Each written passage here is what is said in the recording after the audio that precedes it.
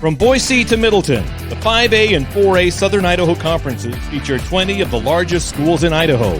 Highlighting the big plays and big stories from Idaho's biggest schools, this is the SIC Prepcast with Wayne DeZubak. That's right, another edition of the SIC Prepcast on IdahoSports.com, breaking down everything 5A, 4A in that Boise metro area week in, week out. And normally this is the time where I would bring in Wayne DeZubak, our host. I'm Brandon Bainey, by the way, but Wayne was tied up this week, and so I thought, what better opportunity than to bring on the state championship winning boys basketball coach from Owyhee, Andy Harrington. Andy, welcome to the SIC Prepcast. Thanks for joining us. Yeah, thanks for having me. Absolutely. Okay, so a couple of days removed from that tight championship win on Saturday night. How are you feeling? Good. I'm happy that I'm pretty tired right now, but yeah, it was a good season, and I'm glad that we were able to find a way there on Saturday night to win that. So been feeling good. Are you tired still just from the emotion of it all from Saturday, or just because you're still trying to get caught up on like a normal schedule now? Catching up on sleep, just in terms of we were the late game every night, so we had our scouts ready, but we were grinding with film every night. So we were going to bed late just so we'd had it ready in the morning. Definitely. Well, you were the only top seed or higher seeded team that didn't get upset in the first round. How did you guys, as you were watching these other results happen, were you feeling nervous at all about that? I don't want to say nervous. I was just caught off guard. Like the Lake City one really caught me off guard. Sitting in the arena and watching that unfold, I was around my staff and some of our parents, and obviously our parents were a little excited about that because, Lake City was pretty good. Not to take anything away from Centennial, but I didn't say anything for like 15 minutes just because I couldn't believe that they had lost. And then the Rigby Eagle game starts out like 39-9 or 29-9. Sorry, 29-9. I'm like, oh my gosh, we need to make sure that our guys are ready to play. And then obviously Meridian beat Madison. So it was like, guys, like if you don't show up, we're going to be the fourth one to get upset. So.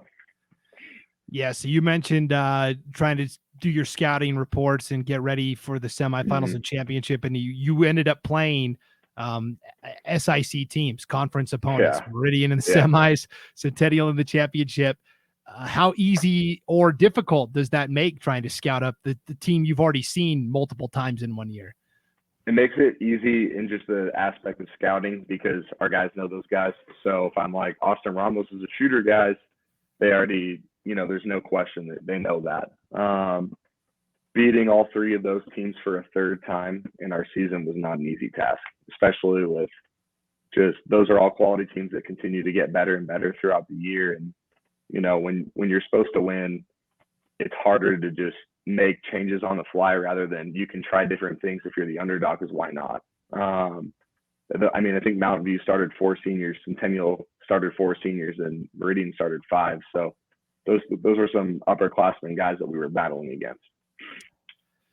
So in terms of the conference this year, the 5A SIC, you guys and Eagle were the two best teams in terms of record. And then I thought three through 7 or 8, it was all kind of just globbed up and everybody was kind of capable of beating up on each other. And we saw that with Centennial getting all the way to the championship game. When you look back at how competitive the middle part of the league was, does that make you appreciate the fact more that you were able to, for the most part, show that you were one of the best teams in the conference along with Eagle?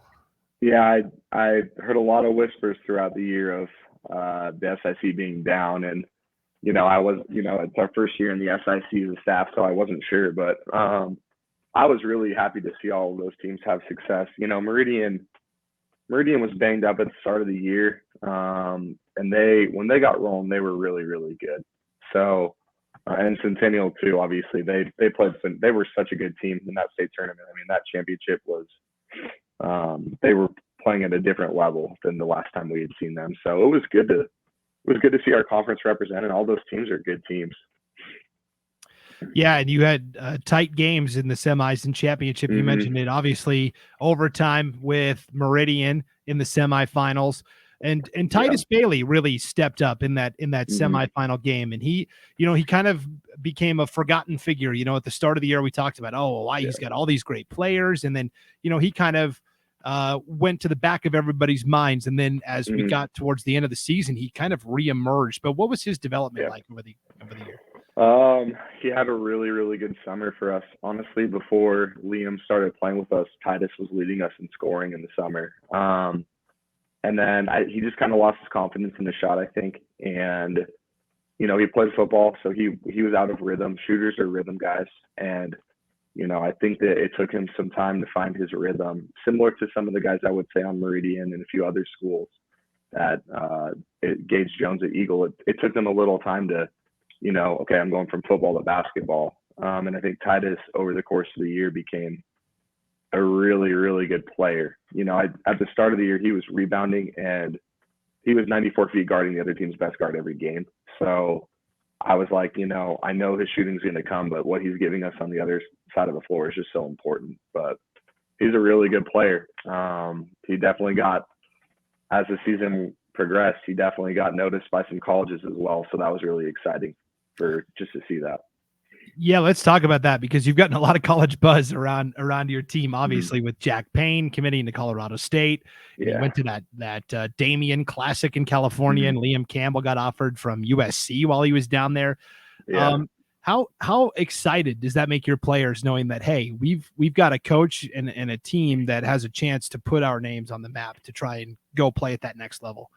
It's just exciting, like Liam getting offered by USC, and Titus, and NAI school reached out to Titus and is going to recruit him heavily, I think.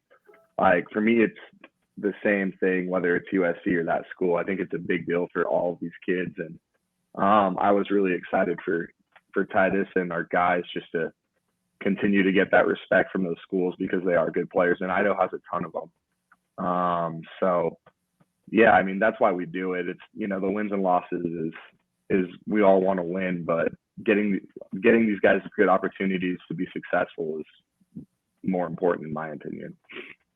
For sure. So tell me a little bit about the Damian Classic. Do you have to get invited to that tournament? Is it one that you apply for? How did Owyhee end up going to this humongous tournament down in California? We were playing in Section 7 the second weekend, and Scott Garson, who I work for at College of Idaho, was sitting on the baseline with like 40 other Division I coaches. And there's the guy that runs Damian, Frank Burleson, who's a big time West Coast scout, sitting on that baseline. And I think he was kind of like joking with Scott. He's like, oh, these guys from Idaho are about to play this team from LA. Like, I know how this is going to wind up. And Scott had told me this. Scott was like, hey, I tapped him on the leg. I'm like, hey, man, it's going to be a lot closer than you think. Like, you're going to be surprised by these guys. And we ended up beating that team by about 18, and we ran away with it early. And the guy was so impressed with us that he got my contact information. And Frank's a really, really great guy. And he invited us to their event. They have 7 brackets. So I'm not sure how it works with like a 5th through 7th bracket. I'm sure that you can find your way into something like that. But when he was like, I want you in our platinum bracket with Corona Centennial and whoever the heck else, it was like, all right, I'm in. That's a no-brainer, because those 16 teams were really good. Yeah, and you were carrying the torch, not just for Owyhee, but really, I thought, for the state of Idaho, to show that, hey, we've got guys that can ball up here. Yeah, I mean, we're not the only school in the state that's really good, and we just wanted to continue to prove, like, these guys, we can go to battle with anyone. Etowanda, who we beat, lost to Corona the day before, lost to Corona Centennial by 3, and Corona Centennial just won the whole thing down there, and they're like nationally ranked in the top 10. So, for us, it's just like, I know we're from Idaho, and maybe we don't look the part all the time, but we have really, really good players. Yeah, you obviously had a very successful season, competing well in California, winning the state title. What was the most difficult moment for you as a coach this past year? Where did you face the most adversity with this team? There are different aspects of adversity. I think the Eagle game, the first time we played them, was really good because it exposed some things that we were doing both schematically and conceptually that we had to fix as a team, including like our rotations, our positions, how we were guarding ball screens and all that kind of stuff. I think the biggest adversity that we really saw was in the state tournament. Just we hadn't had a lot of close games throughout our season outside of after California. And Mountain View, we were tied at halftime, and I think we got that to 15 in the second half. But outside of the Meridian District semifinal game, a lot of our games were, 10 to 20 to 30 point wins. So to have 3 games where you had to execute at the end of the game and make your free throws, take care of the ball, which we didn't make all of our free throws, but winning at the end of the game with young guys and inexperienced guys in front of like First Centennial, 12,000 people or whatever is not an easy task. Yeah, talk to me about that championship, because every time you guys seemed to throw a punch, Centennial was right there to respond, especially in that second half. You guys got on a little mini run, and then they went on a little mini run going into the fourth quarter, and I thought, oh man, here we go. But in that fourth quarter, you guys finally pulled away. What did you guys do in that fourth quarter that Centennial didn't, that allowed you to get that win? I think we executed some of our plays that we had been kind of saving just for a moment like that we needed to get a bucket. And Titus Bailey hit a big 3, and then we got Liam on a backdoor to go up 7. And then I could feel the momentum shifting with our defense. I felt like our defense was starting to make them really uncomfortable to where they couldn't run their actions. And so if we could just get a few baskets, then we were going to be able to push or extend that lead. And early in that quarter, we did, and then we got it to about 9, and I was like, okay, we're in a good spot here. We missed a few front end free throw 1-on-1s from there that put it back to 4, which I would have liked to have seen us just make those, so it didn't have to be like that. But we made the stops that we needed to, and we hit some free throws, so it was good.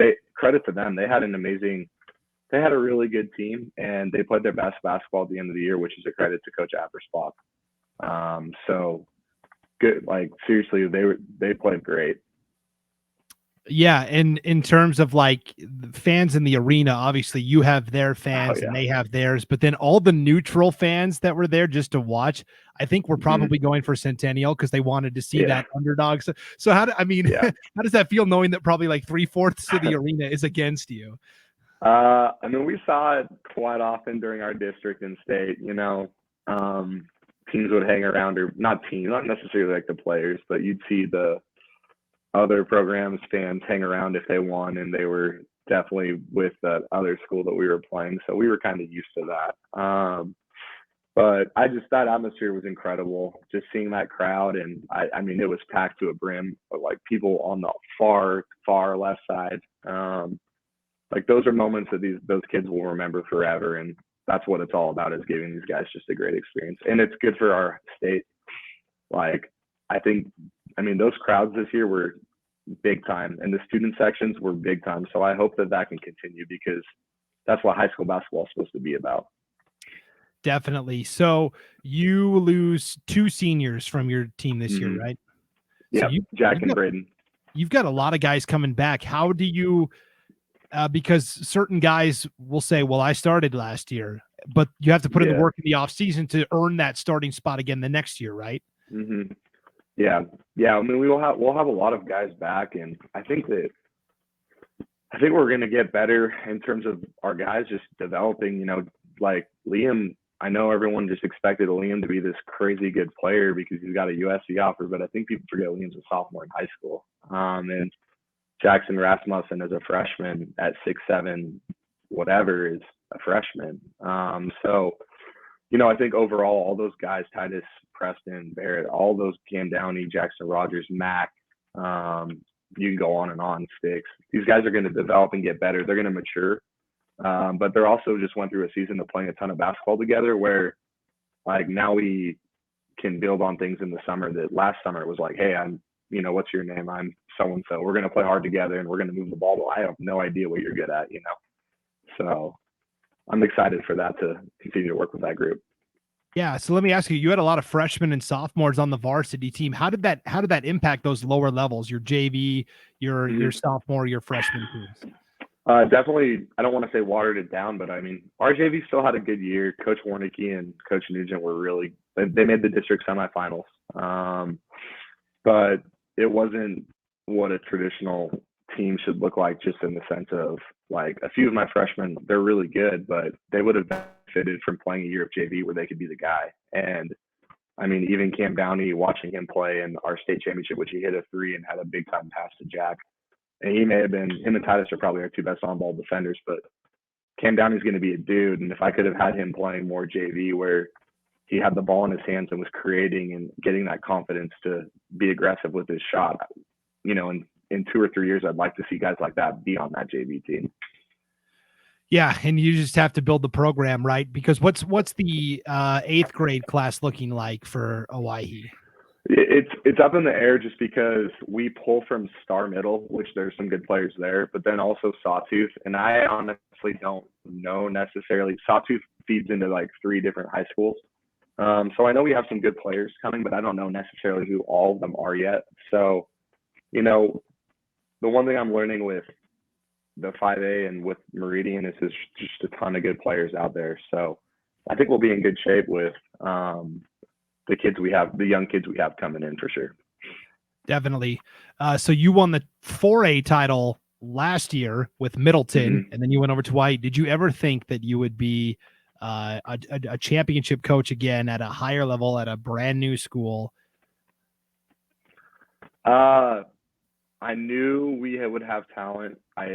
Winning the big one it's bigger than just being the best team or the most talented team. You have to have things go your way. So I wasn't sure. I knew we had a chance, and if you have a chance, then, you know, you never know what can happen. But as the season continued to progress and we got into the state tournament, I felt really good. But when I took the job, I was like, you know, I know we're going to be a lot better than a normal first-year school, because I just see the growth out by Owyhee and how fast houses are going up over there. But I wasn't sure if we would be the number 1 team in the state. And now here you are having to take on your old school, Middleton, next year as they move up to 5A. You can't shake them, Andy. You can't shake these guys. How is that going to change the league? You're losing Skyview, but you're adding Nampa and Middleton. That's going to be a 13-team headache of a schedule. How are you guys even going to schedule that? So what we're going to do is we're going to play each team once. So we'll play 12 teams total. And then we have like these rivalry pods where we'll play each other at the start of the year. And I think us, Rocky, and Eagle are in the pod together, just because we have 9 non-conference games, and which is really good that we get flexibility with our schedule to go play whoever we all need to play. But we'll play Eagle and Rocky twice. We'll play everyone else once. The first time we play those teams, it won't count as like a conference game. But like the Eagle and Rocky games for us, the crowds were massive in great environments. So we want to definitely keep giving that to our, you know, everyone in our league has those matchups where the crowds are like that. And we want to keep those going. So we'll do those, and then we'll all have about 7 non-conference games to do as we please. And do you anticipate trying to go play at a big tournament again, or are you going to try and play some of those 5A teams? Like I know that like Lake City and Coeur d'Alene came down and played some of the other 5A SIC schools. How do you see that? Yeah, we've been juggling some stuff. We can go back to the Damian if we would like. There's a tournament, the Talkin Classic invited us to be in their platinum bracket. There's a tournament out in Baltimore that we're considering. And then there's something in Oregon, like through Nike, as well as Les Schwab, but there's something in Nike that we're kind of talking with them about through Peyton Pritchard. So we're kind of weighing that kind of stuff. I definitely want to get our guys out and get exposure. Not to say that we don't want to play the rest of the state, but playing against schools like St. Bernard and Etiwanda and Damian were just so good for not only our experience, but exposure. And we play these teams so often in the summer that the ability to go play someone different is pretty fun. I mean, we just went through a district and state tournament where we didn't see anyone outside of our league. So I like to play and see different things so we can always be prepared for that. Yeah, you never had to face a team from the East or the North. It's just funny how that worked out for sure. So, okay, give us one player that might be under the radar for Owyhee, because you obviously bring back a lot of talented players. Who's one guy under the radar that we need to keep an eye on maybe this offseason? Man, there's a bunch of them that are really good. All those juniors are good. I think that the guy that you're going to really be surprised at how good he is by the time next year hits is Cameron Downey. He'll be a sophomore. He was arguably our best defender with Titus. He's a guy that can really, when he gets his confidence going, he's going to be able to fill it up. So we're excited about him. We're excited about all of our guys, but I do think Cam is going to be a guy that can take another step that some people will be surprised. The people in the Valley, I mean, Cam inside this Valley in their league last year was probably the best 8th grader. Jackson obviously moved, and Mac didn't play 8th grade ball last year. So I think he's a guy that if you're looking for someone in the state, he'll be a good player. Well, I'm so excited to see how all of these guys develop and amplify their games even more. That's a scary thought to think about, but because you guys are already pretty good. So sure. Yeah, no doubt. Well, Andy Harrington, first-year coach at Owyhee, thank you for joining us this week on the SIC Prepcast. It was a lot of fun to watch your team throughout the year. And like I said, you really helped put the state of Idaho on the map, and you're getting not just your players those opportunities, but now you're getting kids at other schools looks as well, which is great. Sure. Well, and just to go on that note, like, thank you to IdahoSports.com and everyone that's involved with the media aspect, because I definitely have seen an increase. Like, you guys are doing a great job with that, and we appreciate everything you guys do. So that's thank you. Yeah, that's what we do it for, is to try and get those kids more exposure. So it's all about the kids and just helping them. And for some kids, it's just having a great high school basketball experience that's going to teach them how to be men. And for all of them, but, there's only a certain percentage that go on to play basketball in college. But I think that our state is doing a really good job of getting back to where the whole community comes out and supports these kids and rallies around it, which is really cool. So it was a lot of fun seeing that arena full for that 5A championship game on Saturday night. So all right, Andy Harrington, head coach at Owyhee, thanks for joining us. We really appreciate it. Thanks again, Brandon. I'll talk to you soon.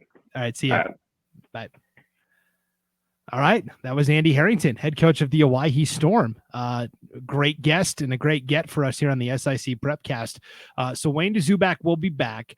We're going to take a week off. So we did this between fall and winter sports seasons after the state football championships all got over. We kind of took a week off to step back and decompress and kind of get our bearings about us. And we came back after the week and hit the ground running. We're going to do the same thing for spring sports. Now, over in Boise, I always joke, it's the banana belt. The weather over there is a lot milder this time of year. So the spring sports schedule isn't going to be impacted too much. But for our prepcasts that we do for other parts of the state, a lot of games already getting wiped out because of bad weather. I mean, over in East Idaho, it snowed 3 inches overnight. So we're going to take a week off across the board on all of our prepcasts. And we'll come back in 2 weeks, refreshed, recharged, ready to go to talk about the spring sports scene. And Wayne DeZubak will be back in 2 weeks, along with me, Brandon Bainey. So thank you for tuning in to this week's edition of the SIC Prepcast.